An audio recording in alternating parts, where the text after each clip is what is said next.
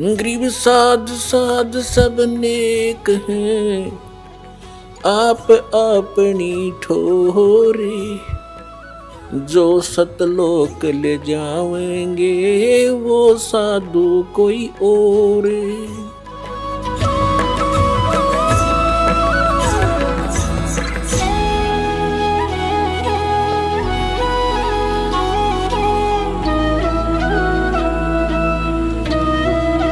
अब क्या होता है, अब हनुमान जी ने छलांग लगाई।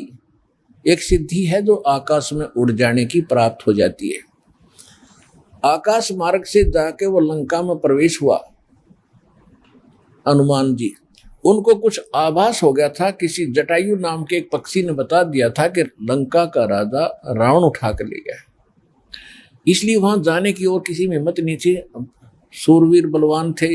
हनुमान जी ने कहा कि मैं जाऊंगा तो कुछ ऐसी निशानी दो मुझे, ताकि मुझे पहचान सके कि मैं ऐरा गहरा व्यक्ति नहीं हूं, मुझ पर विश्वास करे माता। तो कहते हैं रामचंद्र जी ने अपनी छाप दे दी, अंगूठी निकाल के उस पर नाम लिखा था उनका, और उसको सीता खूब पहचानती थी।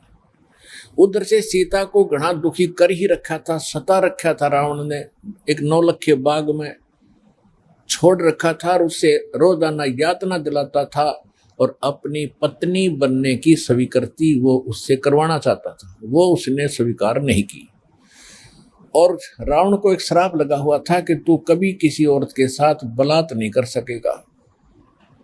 स्वेच्छा से कोई संपर्क हो तो वो अलग बात है, लेकिन तू किसी का ऐसे जबरदस्ती नहीं कर पाएगा, नहीं तो गल जाएगा। तो इस डर से वो जबरदस्ती नहीं कर पा रहा था और उधर से उसको पीड़ित कर रहा था कि स्वयं यश कर दे, लेकिन वो सीता ने नहीं किया था। एक वृक्ष के नीचे बैठी थी और अपने कर्मों को कोस रही थी। छोटा सा रूप बनाकर एक बंदर का हनुमान जी उसी वृक्ष के ऊपर बैठ गए थे। यातना देने के लिए औरतें आई थी तो भी उसने देखा था। जब वो चली गई उसके बाद फिर हनुमान जी ने ऊपर से वह अंगूठी डाल दी। वो तो राजदूत बनकर गए थे। जब अंगूठी देखी सीता ने तो आपने कथाएं खूब सुन रखी हैं, ज्यादा ना सुनाऊंगा। तो उसने सोचा कि ये बंदर अंगूठी उठाकर लाया तो मेरे पति की मृत्यु होगी। तो उसने पूछा तो फिर वो नीचे आया, अपना थोड़ा ठीक सा रूप बना के खड़े हो गए और कहा, माता मैं ऐसे ऐसे रामचंद्र जी ने भेजा हूं और ये कहानी है। अब कहने का भाव ये है कि वो जो कुछ भी उसने उद्मस्ताया हो तो आपने पता ही है। हनुमान जी ने नौलखा बाग भी उजाड़ दिया उसका और सारा कुछ कर दिया। क्योंकि आज कथा का विषय कुछ अन्य है, इसलिए यहाँ लंबा प्रकरण नहीं करूँगा। तो उसमें हनुमान जी ने कहा कि माता मुझे भूख लगी है। तो उसने कहा इस बाग के किसी वृक्ष के फल को तोड़ के मत खाना भाई, नहीं तो मेरी पिटाई होगी। मेरे को आदेश है, कोई फल गिर जाए तो खाना, तो टूटा हुआ अपने आप तोड़ के नहीं खाएगी। तो हनुमान जी का उठा गुस्सा, उसको गुस्सा हुआ। उसने कहा ठीक है, पहले तो सारे तोड़ तोड़ का फल खाए, फिर वह पेड़ पड़ कर समुद्र में फेंक दिए। उनको पता चला तो युद्ध हुआ, अपने पता ही है काफी। फिर लंका भी फूक फाक थोड़ी बहुत जला का आ गया। और उस समय क्या कहा कि माता जी तो आप मुझे कोई ऐसी निशानी दो जिस निशानी को मैं श्री राम को दिखाऊं और वो विश्वास कर सके हाँ सीता जी की खोज पक्की होगी, क्योंकि इतना समुद्र को पार करके आना है, वैसे नहीं आएंगे वो। तो सीता ने अपना एक कंगन निकाल के दे दिया, कंगन हाथ में जो पैर रखा था सोने का, और कहा भाई इस चूड़ी को दिखा देना, वो खूब समझ जाएगी। अब वो कंगन लेकर हनुमान जी ने फिर छलांग लगाई। उस दिन वो ऐसे स्थान पर आके उतरा जहां पर एक ऋषि की कुटिया थी। वो ऋषि कौन थे? मुनिंद्र ऋषि स्वयं परमेश्वर थे। वहां सुंदर बाग लगा हुआ था। कुछ क्षेत्र में एक सुंदर सरोवर भरा था जल का। तो सुबह सुबह का समय था। हनुमान जी ने सोचा कि बहुत मनोरम स्थान है और यहाँ कुछ स्नान करूंगा। सामने बाग सुंदर फलों से लदपद है, आहार करूंगा और फिर ऋषि जी भी साथ में है, इनके दर्शन करूंगा, पहले स्नान कर लेता हूं। अब जो कंगन वो लाया था उसको रख दिया पत्थर पे और स्नान करने के लिए प्रवेश किया सरोवर में। अब उन्होंने जो ही स्नान करने की चेष्टा की, लेकिन एक दृष्टि थी ऐसी कंगन पे कि जय ये कंगन गुम हो गया, कोई जानवर पक्षी उठा ले गया तो मेरी सारी मेहनत व्यर्थ जाएगी, सब परिश्रम व्यर्थ होगा। इसलिए नहा रहा था पर नजर था जैसे सर्प का मणि के ऊपर रहती है ओस चाटते समय, तो इसी प्रकार नहा रहा था, दृष्टि कंगन पे। इतने में एक बंदर आया, दौड़ा दौड़ा और कंगन उठाकर भाग लिया। आगे आगे बंदर, पीछे पीछे हनुमान। उस ऋषि के आश्रम में बंदर प्रवेश कर गया। बाहर आंगन में एक घड़ा रखा था, अच्छा बड़ा घड़ा। बंदर दौड़ता दौड़ता घड़े में कंगन डालकर आगे भाग गया। अब सुखी सांस ली कि कोई बात नहीं, ये समुद्र में डाल देता तो बातें बिगड़ जाती, गड्ढे में डाल दिया। फिर धीरे धीरे चले हनुमान जी। पहले घड़े में देखा उसने, ऋषि को तो पीछे प्रणाम करना था, तो घड़े में क्या देखा कि घड़े के अंदर ऐसे ऐसे कंगन हजारों की संख्या में पड़े, सेम टू सेम। अब उसने सोचा भाई मैंने तो इतनी पहचान नहीं, कोई कंगन कौन सा है। और श्री रामचंद्र जी तो सारा जानते हैं, उनके कंगन के ऊपर सारी निशानियों को पहचानेंगे, और मैं कोई गलती से दूसरा उठा ले गया तो वो मानेंगे नहीं। इसलिए वो ऋषि जी के चरणों में प्रणाम किया। परमात्मा ने मुनिंद्र रूप में बैठे थे, पूछा कि पहलवान कैसे आए। हनुमान जी ने कहा कि ऋषि जी आप कौन सी दुनिया में रहते हो। मुनिंद्र जी ने कहा क्या बात है, मैं तो इसी पृथ्वी धरातल पर ही तो रहता हूं। क्या आपको नहीं पता आज श्री राम के ऊपर कैसी आपत्ति आई है, ऐसे ऐसे उसकी पत्नी गुम हो गई थी, वो माता की खोज करके मैं आया हूं। तो परमात्मा ने पूछा कि भाई कौन से राम की बात कर रहा तू। वो कहता है अच्छा कमाल करते हो ऋषि जी, आपको यही नहीं पता राम कौन है। परमात्मा ने कहा बताओ तो श्री के दशरथ पुत्र श्री रामचंद्र जी, उनका वनवास हुआ था, ऐसे ऐसे सीता उठा ली थी और आज मैं खोज करके आया हूं ऋषि जी। परमात्मा बोले कि ऐसे ऐसे 30 करोड़ राम हो लिए तेरे, और तेरे जैसे हनुमान यही लीला करते रहे। तो हनुमान जी ने सोचा कि ऋषि के साथ ज्यादा बहस करना उचित नहीं और अपना काम करूं और चलूं। कहने लगे ऋषि जी और बात छोड़ो आप, कि मेरे सामने एक समस्या आ गई है कि ऐसे ऐसे मैं कंगन लाया था माता के हाथ का, और वो कंगन मैं स्नान कर रहा था, बंदर ने उठा के आपके घड़े में डाल दिया।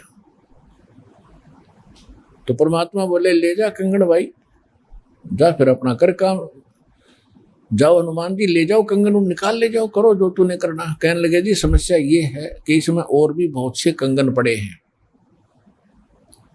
और इन कंगनों में पहचान नहीं कर पा रहा हूं मैं, मेरा वो भगवान सीता जी वाला कौन सा है। परमात्मा बोले रे भले आदमी तू लाने वाला और तुझे पता नहीं तो मैं क्या बताऊं, फिर खोज ले कौन सा है तेरा।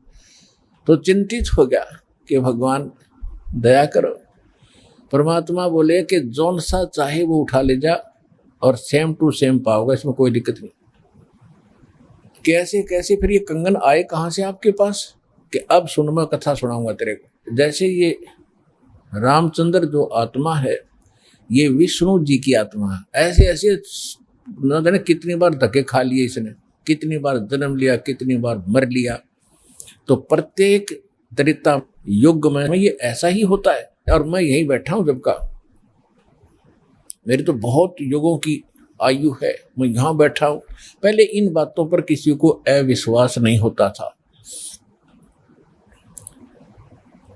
तो हनुमान जी से बताया कि तेरे जैसी आत्मा हनुमान ना जाने कितने बन करा लिए और कितने ये ऐसे कंगन ले लेकर आए हैं। इसी प्रकार वो बंदर उठा के इसमें डालता रहा है। तो हनुमान जी ने पूछा कि हे ऋषिवर, मान लिया आपकी बात, जो कंगन लेकर हनुमान आता होगा तो वो कंगन तो लेकर भी जाता होगा, कहाँ लेकर जाता है? इस घड़े में मेरी आशीर्वाद से ऐसी पावर है कि डुप्लीकेट कॉपी तुरंत बना देता है, एज इट इज, 1 के 2 कर देता है। और नहीं विश्वास है तो ले ये कटोरा उठा के कोई दिया ले इसमें डाल के देख ले। हनुमान जी ने कटोरी उठा कर उसमें डाली, तुरंत 2 होगी, 1 जैसी।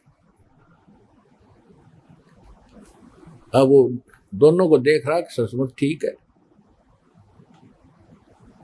तब हनुमान जी को कुछ विश्वास हुआ कि संत नहीं, ये कोई और ही महापुरुष हैं, बड़े सिद्धि युक्त हैं और सारी कथा को सही जानने वाले हैं।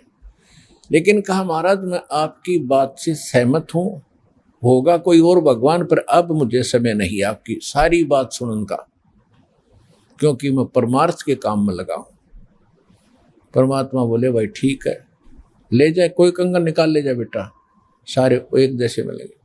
वो उठा कर ले गए कंगन को, लेकिन हनुमान जी को फिर भी विश्वास नहीं हो रहा था। जब श्री रामचंद्र जी को दिखा दिया और रामचंद्र जी ने ओके कर दिया, जब हनुमान जी को संतोष हुआ कि 3100 की 100 सत बात हो, वो उधर से वो ऋषि की घटना भी नहीं भूल पा रहा था, उधर से फिर युद्ध भी शुरू होना था। कहने का भाव ये है, बात फाइनल होगी कि सीता वहां है, सारे लक्षण बता दिए, और वो कंगन को देखकर रामचंद्र जी को विश्वास हुआ। अब समस्या आई कि उसके ऊपर पुल बनाएंगे समुद्र पर। वो कथा आपको सुना दी कि 3 दिन तक स्वयं रामचंद्र जी घुटनों पानी में खड़ा होकर के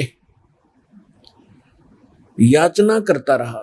तीसरे दिन जब उसने कहा लक्ष्मण से कि बरा अग्नि बांध दे, ये लातों के भूत बातों से नहीं मानते, इसको फूंकता हूं। 3 दिन हाथ जोड़ता रहा कि हे सागर राज मुझे रास्ता दे दो, ये मान नहीं रहा। तब विपर रूप धारण करके समुद्र आया। उसने कहा कि भगवान ऐसा ना करो, इसमें ना जाने कितने जीव जंतु हैं, सब नष्ट हो जाएंगे, आपको पाप लगेगा, और ये जल सारा समाप्त हो गया तो ये गड्ढा बन जाएगा, हजारों किलोमीटर गहरा, आप फिर भी नहीं जा सकते। कि हे रामचंद्र जी ऐसा काम करो, सर्प भी मर जाए लाठी ना टूटे। तो वो कारण जानना चाहा तो समुद्र ने बताया कि आपकी सेना में ये नल नील नाम के 2 ऐसे भक्त हैं जिनको इनके गुरुदेव का आशीर्वाद है कि इनके हाथों से पत्थर भी तैर जाते मेरे ऊपर, और कोई चीज यहाँ पर फ्लोट नहीं कर सकेगी। अपने आत्माओं यहाँ मान बढ़ाई खत्म करती है, और जितने भी वहाँ आसपास ऋषि महर्षि भगत लोग थे, वो विष्णु पुजारी होते ही थे उस टाइम। तो सब ने पता चला कि विष्णु के अवतार श्री राम आए हैं, श्री राम की पत्नी उठा ली गई है, पता चल गया है वो रावण के यहाँ है, उसके ऊपर चढ़ाई करेंगे, लड़ाई करेंगे। वो मान नहीं रहा। तो नल और नील ये भगत सारे पहुंच गए सेना में, क्योंकि भगत तो हेल्प करें, दुखी ऐसा है कि, तो वो भी सेना में खड़ा पाया आगे दोनों। तो उनको बुलाया गया। रामचंद्र जी ने कहा भी नल नील कौन है, वो आगे आए। अब पुण्यात्माओं यहाँ मार खाता है इंसान, और परमात्मा इस प्रकार की जो हम गलतियां करते हैं, अपना भक्ति नाश करते हैं, उसके लिए सतर्क करते हैं। यहाँ पर क्या किया, नल और नील के मन में अभिमान आ गया, अहंकार आ गया कि आज हनुमान भी फेल, रामचंद्र भी फेल, क्योंकि पत्थर नहीं तर रहे, समुद्र पर पुल नहीं बन रहा। हमारे पास ऐसी शक्ति है कि पत्थर रखेंगे तैर जाएंगे, आज हमारी वाह वाह हो जाएगी। अंगद भी फेल, सुग्रीव भी फेल, जामवान भी फेल, ये फेल का चक्कर मारा जीव ने। तो उस दिन वो आए, ना मालिक याद किया। रामचंद्र जी ने पूछा कि तुम्हारे पास कोई ऐसी शक्ति है पत्थर तैर जाते? हाँ जी है, कि ट्राई करके दिखाओ। उठाया, पत्थर रखा, क्यों अभिमान था कि कर देंगे काम, वो डूब गया। दूसरा फिर रखा, वो भी डूब गया। तीसरा फिर रखा, वो भी डूब गया। अब रामचंद्र जी समुद्र की तरफ देख रहे हैं, विपर रूप में खड़े थे, ब्राह्मण रूप में, और ये कहना चाह रहे हो कि तू झूठ बोलता था, इनके पास कोई पावर नहीं। तभी समुद्र ने कहा, विपर रूप में खड़े समुद्र ने, क्योंकि ये देवता होते हैं। ये जल जो है ये देवता नहीं है, जल का कंट्रोलर एक देवता है, उसको वरुण कहते हैं। वो आकर खड़ा हो गया, तो वो कह रहा था कि हे नल नील, आज आपने गलती की भाई, आज तुमने अपना गुरु तो याद किए ही नहीं, तुमने तो नाश कर दिया बात का, करो याद उस मालिक को। तब उनको भी याद आया, कहाँ बोली गलती बन गई आज तक।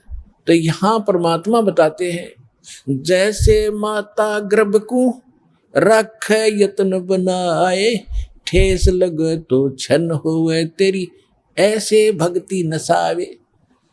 जैसे किसी बहन बेटी को गर्भ रहा हो तो उसकी कितनी केयर टेक करती है वह, उस लाल को सफल करने के लिए कि मेरा गर्भ पूरा हो और बच्चे का मुंह देखूं मैं।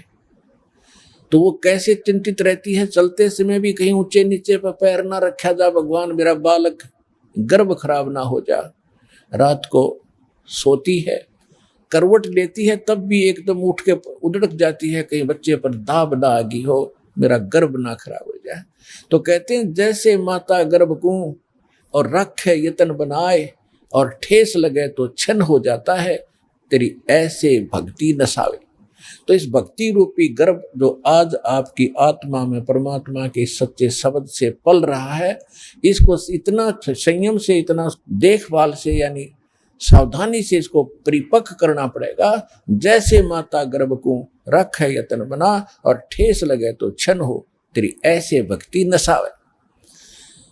तो छोटी मोटी हम गलती कर देते हैं लापरवाही में, क्योंकि हमने इस लाल की कीमत का नहीं पता, जो आज हमारी आत्मा में सत भक्ति रूपी जो मालिक का मंत्र से गर्भ रह रहा है, यानी आत्मा प्रफुल्लित हो रही है, जो भक्ति रूपी जो लाल हमारे अंदर बन रहा है, इसको ऐसे संभाल के रखना है, ना अभिमान करना है, कोई मर्यादा भंग नहीं करनी है, नहीं तो फिर नुकसान हो जाएगा, आपकी भक्ति नष्ट हो जाएगी। अब उन्होंने परमात्मा को याद किया, रे नल नील यतन करे हार, तब सतगुरु से करी पुकार। रे नल नील यतन करे हार, तब सतगुरु से करी पुकार। जा सतरे खोलखी अपार सिंधु पे सिला तिराने वाले। जा सतरे खोलखी अपार सिंधु पे सिला तिराने वाले। धन धन सतगुरु सत कबीर भगत की पीड़ मिटाने वाले। धन धन सतगुरु सत कबीर भगत की वो पीड़ मिटाने वाले। नल नील ने जब याचना की हृदय से, हे भगवान गलती बन गई, आपके हाथ में इज्जत है हमारी, तो उसी समय परमात्मा वहां प्रकट हो गए। थोड़ी सी दूरी पर सबने देखा कि वो कौन आ रहा सामने। नल नील ने भी देखा, ये तो मेरे गुरुजी आगे हमारी पुकार सुन ली इन्होंने। जब मुनिंदर जी निकट आए, सभी ने दंडोत प्रणाम किया, श्री राम ने, हनुमान ने, सब ने। हनुमान जी ने देख लिया, बाबा जी तो वही है भाई, ये तो बिल्कुल सही, ये तो शक्तिशाली ऋषि है। लेकिन उस समय और वार्ता करने का समय नहीं था, जो समस्या थी वह उनके सामने अड़ी हुई थी। तब श्री रामचंद्र जी ने मुनिंद्र ऋषि से अर्ज की थी, भगवान आज हमारे सामने ये समस्या आई है, अभिमानी रावण हमारी याचना नहीं मान रहा है। हमने उसे खूब दूत भेजकर, अंगद को, हनुमान जी को, सबको भेजकर उससे प्रार्थना कर ली है, इसको लौटा दे मेरी पत्नी को। वो माना नहीं, अब नहीं माना तो हमने युद्ध करना पड़ेगा और उसके लिए रास्ता चाहिए समुद्र पर। समुद्र रास्ता दे नहीं रहा। इसने विधि बताई कि आपके शिष्यों के पास यह शक्ति थी, मेरा दुर्भाग्य कि आज इनके हाथों में भी शक्ति नहीं रही। तो परमेश्वर ने कहा कि आज के बाद इनके हाथों में यह शक्ति रहेगी भी नहीं। इन्होंने बहुत बड़ी गलती की है, जो हम मैं रोज बताता हूं कि अभिमान से भगवान कोसों दूर है और इतने दिन के बाद और इतना दुख था इनके ऊपर, इन्होंने फिर बकवास कर दी। अब इनके पास यह शक्ति नहीं रही। तो श्री रामचंद्र जी ने कहा कि हे ऋषिवर, मेरी समस्या का समाधान करो। जब आप अपने बच्चों को, अपने शिष्यों को आशीर्वाद दे सकते हो शिला चढ़ाने का, तो आप खुद भी कृपा बख्श सकते हो, मेरे लिए लंका में जाने का रास्ता बना दो। तब परमेश्वर ने कहा ठीक है भाई, मेरा वचन है तेरे बाप तय। परमेश्वर ने कहा था कि तेरे बाप से मेरा वचन है कि तेरा पुल बनवाऊंगा।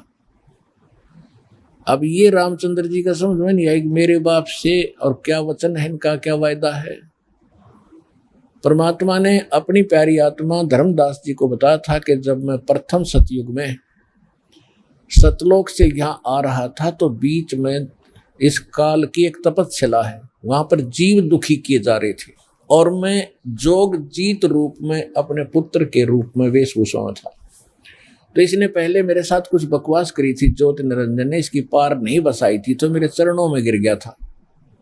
और इसने मेरे से वचनबद्ध करवा कर कुछ प्रार्थना की थी कि कुछ और सुविधा मुझे देना। उनमें से एक तो ये थी कि मेरा पुत्र विष्णु श्री राम रूप में जाएगा, और ऐसे उसके प्रारब्ध में लिखा है कि उसकी पत्नी को रावण उठाएगा, समुद्र पर पुल नहीं बनेगा, आपके बगैर वहां कोई कृपा नहीं कर सकेगा, उसकी हेल्प नहीं कर सकेगा। तो परमात्मा ने स्वीकार किया था कि मैं ये काम भी करूंगा। फिर दूसरा वर्ग क्या था कि वो फिर समुद्र के ऊपर उसने जो तीर त्यार दिखा के जबरदस्ती धमका के रास्ता लेना चाहा था, इसका प्रतिशोध समुद्र लेगा। वो क्या करेगा कि जब ये श्री कृष्ण रूप में जाएगा, और फिर ये क्या करेगा बाद में मृत्यु के उपरांत, एक राजा को दर्शन दे करके जगन्नाथ का मंदिर बनवाना चाहेगा अपनी महिमा बनाए रखने के लिए। तो उस पुरी के स्थान पर जो जगन्नाथ मंदिर बनवाओगा, उसको समुद्र इस प्रतिशोध में नहीं बनने देगा कि इसने मेरी बेइज्जती की थी तीर दिखा के राम रूप में। इसका प्रतिशोध लेगा और वो मंदिर ने बनने नहीं देगा, बार बार तोड़ेगा। आप उसका मंदिर बनवाना, क्योंकि बच्चे हट कर लेते हैं तो वो मानते नहीं है, तो इसलिए वो कह रहा था जी आप दया करिए, वो मानेगा नहीं। तब परमेश्वर ने कहा था तथास्तु। और भी कई चीजें कही थी कि दूसरा ये मांगा था कि 3 युगों में जीव थोड़े पार करना, क्योंकि परमात्मा ने कहा था कि मैं कलयुग या तेरे नीचे के लोकों में जाऊंगा, और तूने सबको मिसगाइड कर रखा है, सच्चा भगवान सच्चा ज्ञान छुपा रखा है, मैं सच्चाई बताऊंगा और सबको ज्ञान दूंगा, ऐसी भक्ति और नाम दूंगा, सभी तेरे लोक से पार होकर सतलोक जाएंगे।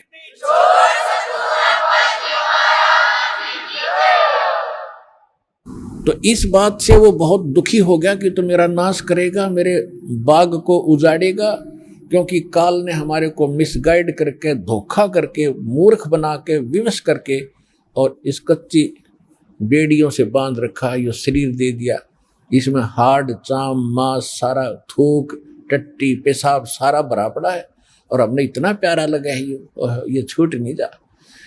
परमात्मा कहते इतना बढ़िया शरीर दूंगा, वहां जाकर ना नाड़ी होगी, ना नस होगी, ना कोई बीमारी, ना हारी, ना कोई बीपी हाई, ना लो होगा। तो वो हमने पता ही नहीं था कोई ऐसा भी स्थान है जहाँ ऐसा सुख है। तो परमात्मा ने कहा था तेने क्या हाल कर रखा उन बच्चों का सारा, कोई गधा बना दिया, कोई कुत्ता बना दिया, और जो मनुष्य वो कौन से सुखी हैं, उनको ऐसा ज्ञान दूंगा और ऐसा मंत्र दूंगा, वो यहाँ भी सुखी होंगे, मेरे साथ सतलोक जाएंगे। तो इस बात से वो दुखी हो गया था काल, ये तो नाश करेगा मेरे बाग न उजाड़ेगा। भगवान का पता लग गया, सच्चे स्थान का पता लग गया, तो यहाँ कौन रहेगा। तो तब उसने चरणों में गिर के रा करके कबीर भगवान से याचना की थी कि 3 युगों में जीव थोड़े ले जाना, और चौथे युग में आप कितने ले जाना। और फिर ये पुल बनवाने का, जगन्नाथ के मंदिर को बनवाने का ये भी प्रॉमिस करवाया था। जब उसने सारा परमात्मा ने प्रतिज्ञा कर ली थी, तो फिर ये खलनायक है, ये विलियन है, धोखेबाज और ठग है, इसने तुरंत अपना आंखें बदल ली और कहा जाओ जोग जीत संसारा, जीव न माने कहा तुम्हारा।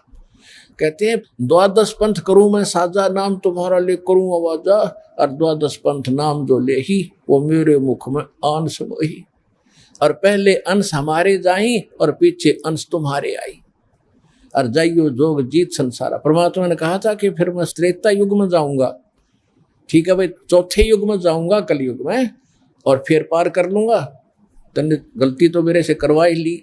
वैसे मालिक ने गलती नहीं की, दाता को पता था कि सतयुग त्रेता द्वापर में ये दुखी नहीं होंगे, और जब तक जीव दुखी नहीं होगा इतना भगवान नहीं पहचान सकता। इसलिए दाता ने जानबूझकर उसको यश कर दी थी, और वो बन गया था सियाना, अपने आप में इंटेलिजेंट बन रहा था कि मैंने रोल मार ली भगवान की, है मैंने इनकी अकल मार ली, मालिक ने अकल मारी उसकी।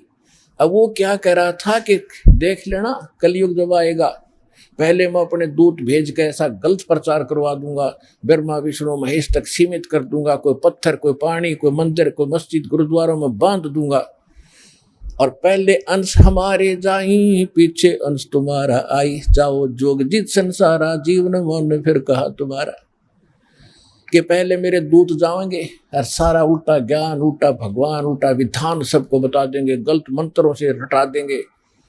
ये राधा स्वामी पंथ, धन धन सतगुरु पंथ, निरंकारी पंथ, ये रासाराम जैसे ये सारे नकली पंथ काल के चलाए हुए। तो परमात्मा को पता था कि इसने कर लेते सारे जुगाड़ अपने, और जब मेरा दास जाएगा ऐसे समय में जब इनके परिपक्व हो चुके होंगे सारे पंथ, इन्हें जो कहना सुनना होगा वो सब कह चुके होंगे, जो ज्ञान देना होगा वो दे चुके होंगे, जो नाम देना होगा वो नाम दे चुके होंगे। और जब मेरा दास जाएगा वो प्रमाणित करके दिखाएगा कि सच्चाई ये है झूठ ये है, तो 2 मिनट में मेरे बच्चे मुझे पहचानेंगे और मेरे पास आ जाएंगे।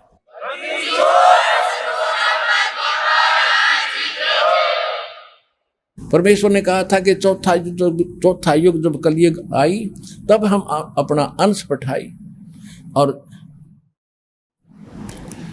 घर घर देखो बोध विचारा, और सत नाम सब ठोर उचारा। तो इस प्रकार परमात्मा ने जो बताया था कि चौथा युग जब आएगा और कलयुग बीतते 5500 पाचा, जब ये वचन मेरा होगा साचा। कलयुग बीत जावे जब एता, सकल सृष्टि सभी प्राणी परम पुरुष पद चेता। कि जब वो कलयुग 5500 वर्ष बीत जाएंगे तब ये मेरी बात सच्ची होगी कि घर घर में सतनाम का जाप होगा, घर घर में मेरे ज्ञान की चर्चा होगी। लेकिन ये उस समय सच्चा होगा जब कलयुग 5505 बीत जाएगा, और उस समय सभी को पता होगा कि एक परम पद है। कौन सा? गीता अध्याय नंबर 18 के श्लोक नंबर 62 में, जिसके विषय में कहा कि अर्जुन तू सर्वभाव से परमेश्वर की शरण में जा, उसकी कृपा से तू परम शांति को और सनातन परम धाम को, शाश्वत स्थान को प्राप्त होगा। गीता अध्याय नंबर 15 के श्लोक नंबर 4 में कहा कि तत्वदर्शी संत की प्राप्ति के उपरांत उस तत्व ज्ञान से इस अज्ञान को काटकर उसके पश्चात परमेश्वर के उस परम पद की खोज करनी चाहिए, जहां जाने के बाद साधक कभी लौटकर संसार में नहीं आते। और जिसने सबरमंडल की रचना की, उस परमेश्वर की उस परम पद की यानी अमर लोक की शाश्वत स्थान की खोज करनी चाहिए। तो यहाँ परमात्मा कह रहे हैं कि चौथा युग जब कलयुग आई तब हम अपना अंश पठाई, और घर घर देखो बोध विचारा, घर घर में तत्व ज्ञान का चर्चा चला करेगी, और सतनाम सब ठोर उचारा, सतनाम का सबको दिया जाएगा। आज तक सतनाम की छींट भी ना लगी थी, ना राधा स्वामी वालों को, ना धन सतगुरु वालों को। सतनाम का तो बहुत गुणा गीत गाते हैं, और कख नहीं पता इनको। ऐसे सिख समाज को सतनाम का कोई पता नहीं था। नानक साहिब जी सतनाम का जाप किया करते थे, 2 अक्षर का जाप था। लेकिन इन महापुरुषों को परमात्मा ने सख्त हिदायत दे दी थी कि अभी डिस्क्लोज ना करना, नहीं तो काल के दूतों का दाव लग जाएगा और ये सब बच्चे मुझे पहचान नहीं पाएंगे। तो महापुरुष थे, उन्होंने जो कह दिया सो फाइनल। को तो भगवान से मिलकर आए थे, भगवान की एक एक बात को उन्होंने स्वीकारा और उसी तरह आचरण किया। तो अब परमात्मा ने कहा कि जो 5505 वर्ष बीत जाएगा कलयुग, उसके बाद सबके मुंह पर सतनाम का जाप होगा। आप देख रहे हो, धन धन हो गए आप। इस सतनाम का किसी को पता भी नहीं था, आप सतनाम का जाप कर रहे हैं 8-8, 10-10 वर्ष के। तो सौभाग्य तुम्हारा, भगवान के विशेष कृपा पात्र बच्चे हो आप, जो सतलोक आश्रम बरवाला जिला हिसार हरियाणा में पहुंच रहे हो, दीक्षा प्राप्त कर रहे हो।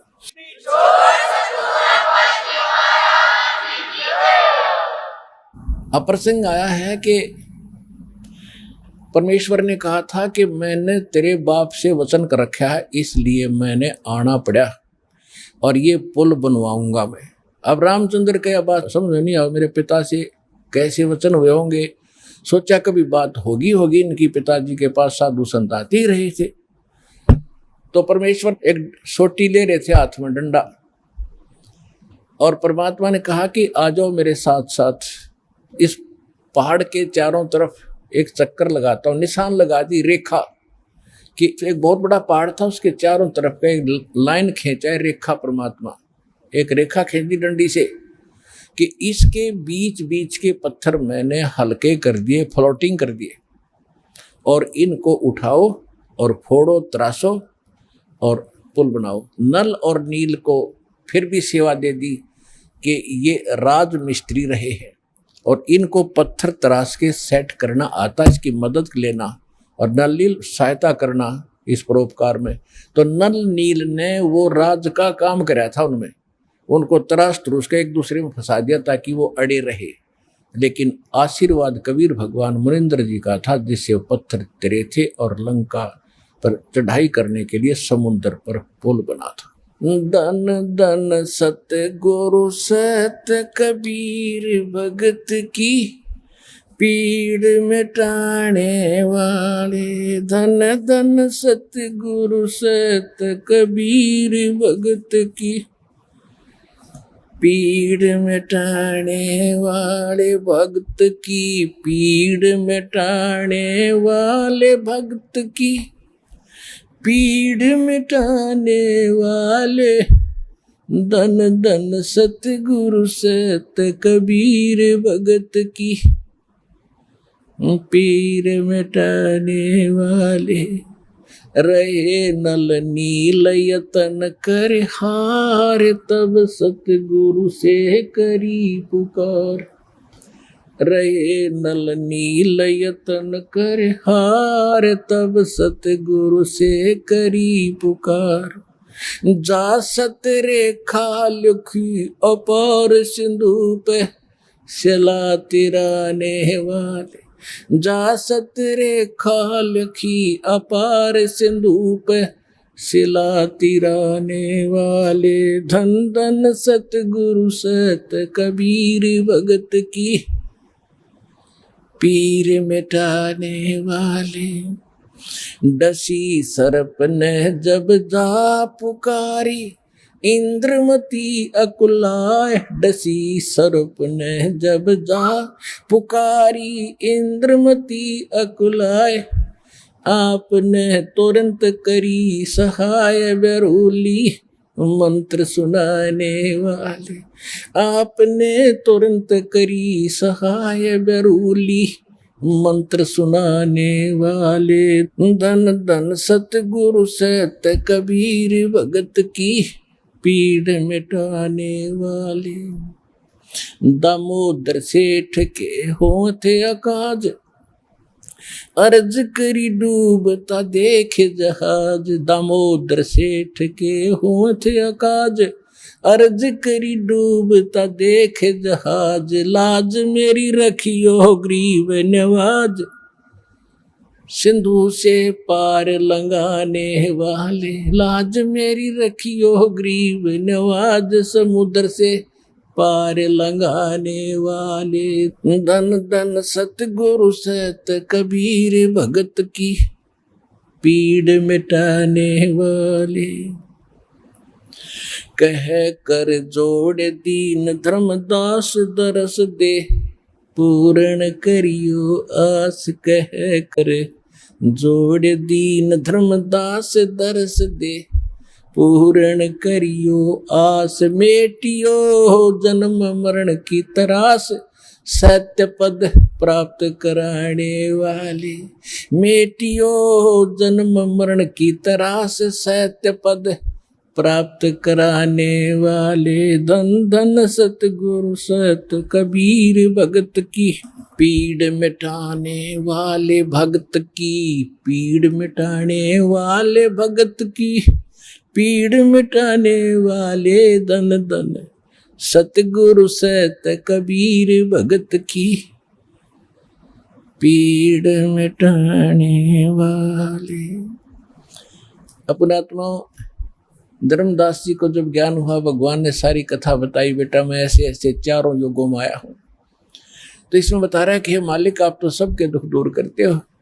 रे नल नील यतन कर हार, तब सतगुरु से करी पुकार। जा सतरेखा लखी अपार सिंधु पे सिलात रहने वाले। जब धर्मदास जी काल प्रभावित ज्यादा था, धार्मिक आत्मा अवश्य थी, और धार्मिक आत्मा में एक लचीलापन घना होता है। एक आदमी कहता है ऐसा नहीं ऐसा होगा, तो सोच लेता है शायद ऐसा ही होगा, लेकिन तब जब तक हम दृढ़ नहीं होते, मोक्ष प्राप्ति नहीं होती। तो उसको दृढ़ करने के लिए जैसे धर्मदास जी बीच बीच में कुछ ऐसी ऊटपटांग बातें कर देते थे, तो परमात्मा अंतर्ध्यान हो जाती थी, उसको फिर तड़फ जागती थी, फिर रोता था बुरी तरह, फिर वो कथा सुना रहे, फिर रो रहे हैं, रोते हुए पुकार रहे हैं। तो जब कह रहे हैं दन दन सतगुरु सत कबीर भगत की पीड़ मिटाने वाले, फिर क्या बताते हैं कि आपने नल नील जब हार लिए थे, थक लिए थे यत्न कर करके, उन पर नहीं कुछ हुआ था, तब आपने सतरेखा लिखी अपार। भगवान ने बताई वो मैंने ऐसे किया था, वह मानी सच्ची। फिर कहते इंद्रमती द्वापर युग में एक रानी थी, सर्प ने डस लिया था, वह विश्वास नहीं कर पा रही थी, मालिक करुणा में नाम से आ रहे थे, उसको भी आपने जीवित किया, पार किया। और फिर एक दामोदर नाम का सेठ था, व्यापार करता था जहाजों से, भगवान का नाम लिया, उसके बाद उस पर आपत्ति आई, जहाज डूबने लगा, उसने हृदय से पुकारा मालिक को, कबीर साहब ने उसका जहाज नौका ने ऊपर कर दिया, डूबने वाला था। तो कहते हैं दामोदर सेठ के हों थे काज, अर्ज करी थी आपसे जब डूबता देख जहाज। ऐसे जो क्या कहा था दामोदर ने कि लाज मेरी रखियो गरीब नवाज, फिर समुद्र से पार लंघाने वाले, जहाज को पार कर दिया, डूबने नहीं दिया। अब क्या कहते हैं, कह कर जोड़ दीन धर्मदास दरस दे पूर्ण करियो आस। जो भगवान अंतर्ध्यान हो गए थे, रो रहा था कि मेरे ऊपर ये बड़ी आपत्ति आ गई, आपका अभाव मुझसे सहन नहीं हो रहा है मालिक। कह कर जोड़ दीन धर्मदास दरस दे पूर्ण करियो आस। मेटियो जन्म मरण की तरास, सत्य पद प्राप्त कराने वाले। सत्य पद, वो परम पद, वो सतलोक, आपके अतिरिक्त इस सृष्टि में कोई दूसरा मुझे वो प्राप्त नहीं करा सकता। मुझे फिर दर्शन दो मालिक, मेरे से गलती हुई। अब जो प्रसंग चल रहा है, त्रेता युग में दाता ने कैसी लीला की। अब क्या होता है देखो पुण्यात्माओं, हम परमार्थी भी हैं, क्योंकि भगत का स्वभाव होता है कि वो परमार्थ पर ज्यादा रुचि रखता है, लेकिन परमार्थ के साथ साथ स्वार्थ भी होना चाहिए थोड़ा सा। वो स्वार्थ कौन सा? अपने कल्याण का, आत्म कल्याण का स्वार्थ भी चाहिए। अब हनुमान जी ने जब तो ताकत थी, पहलवान था, धार्मिक था, रामचंद्र जी की जल्दी लग रही थी, जब ऋषि रूप में परमात्मा इत्फाक वहां मिले और सारी लीला देख ली, और फिर ये भी देख लिया कि उसी ऋषि ने आकर समुद्र पर पत्थर तेरे आए, और फिर भी बुद्धि बनाया क्योंकि रामचंद्र जी का साथ लग रहा था। अब मालिक ने उसका उद्धार करना था उस प्यारी आत्मा का, क्योंकि ऐसी ऐसी पुण्यात्मा है जो परमार्थ के लिए कोई लेना न देना, उड़ा छाती ताणी मारो, मरूंगा और मारूंगा, कि इसलिए रामचंद्र की पत्नी छुटवाऊंगा। और यति पुरुष थे, बाल ब्रह्मचारी थे, ऐसी लगन थी उसमें। तो कहने का भाव ये था कि फिर इस खुशी में कि रामचंद्र जी के साथ धाम जाऊंगा, वहां मेरी इज्जत होया करेगी। अब वो तो श्रद्धालु था, समर्पित था भगवान के लिए, लेकिन गलती क्या लग रही थी, और रामचंद्र ने परमात्मा पूर्ण मान बैठा था।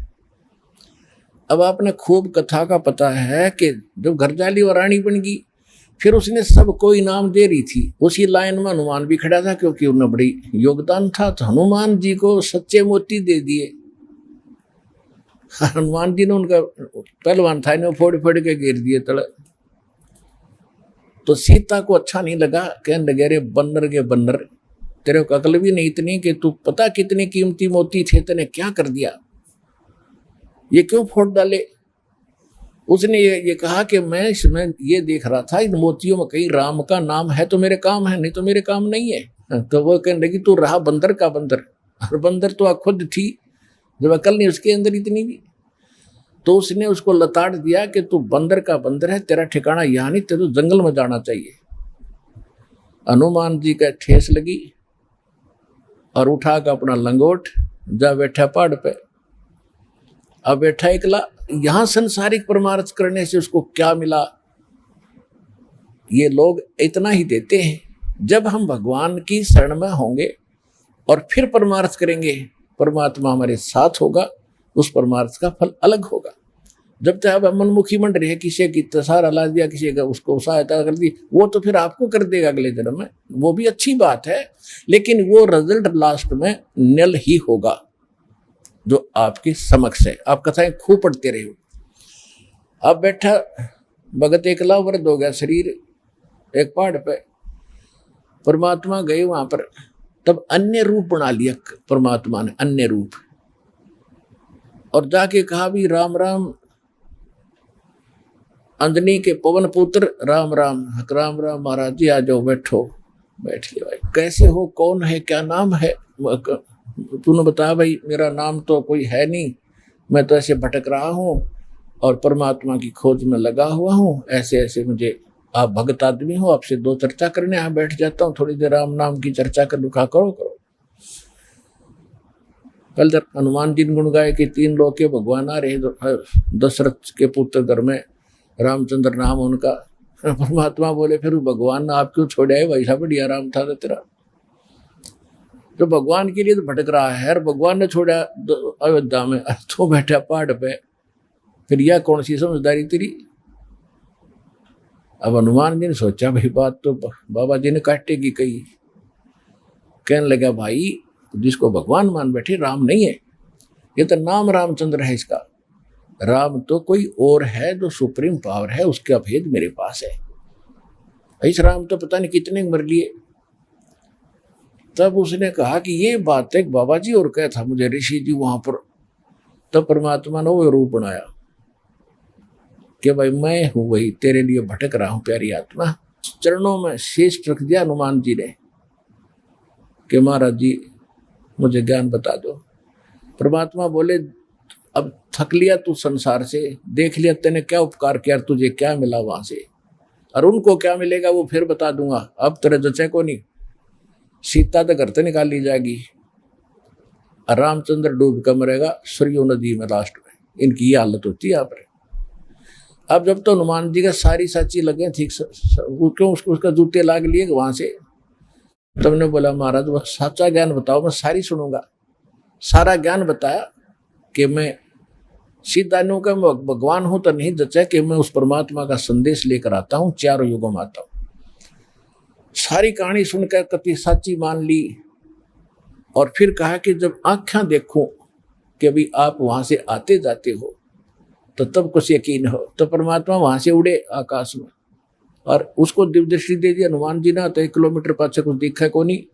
हनुमान जी देख रहे यहाँ से बैठे, वो ज्वालिए सारे लोग दिखे, राम कृष्ण नर के नीचे रह गए, और वो पहुंच गए सतलोक में, वहां तक देख रहा है। फिर कहा कि महाराज वापस आ जाओ, मेरा पूरा विश्वास हो गया। तब वापस आ गए। तब हनुमान जी ने नाम लिया उस परम पिता से, तब उस आत्मा का कल्याण हुआ। पुण्यात्माओं ये है सत्यनारायण कथा।